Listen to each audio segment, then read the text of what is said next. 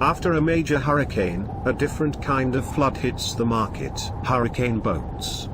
These are vessels declared a total loss by insurance companies and are sold, usually at auction, as is, where is, for a fraction of their pre-storm value.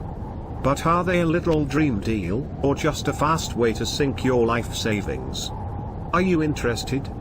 I'll tell you the good, the bad and the just plain ugly about hurricane boats in 10 seconds. Hi, it's Al, and I sure hope you're enjoying our latest video. If you are, please give us a thumbs up and subscribe. We really need your support. Let's start with the good. The primary allure is the price tag. You can often snag a high-end, luxury boat for several pennies on the dollar.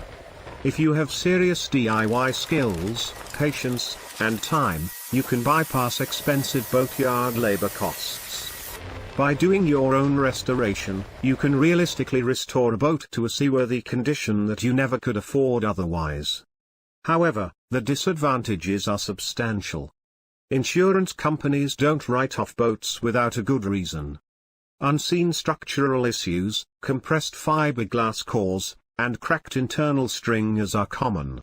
Worse yet, if a boat was submerged, saltwater intrusion creates an absolute nightmare for electrical systems and engines, leading to hidden corrosion that might not fail until months after you buy it. And get this, boats branded with a salvage title make these vessels incredibly difficult to finance, register, or insure. If you're tempted to bid, you must watch out for these major red flags. Red flag number 1, a waterline inside the cabin. If it was fully or partially submerged, run away. Red flag number 2, dull, hollow sounds when tapping the hull, which indicates delamination or structural voiding. Red flag number 3, a missing paper trail. If there are no pre-loss maintenance records, you have no idea what other problems are hidden beneath the storm damage. So what is the bottom line?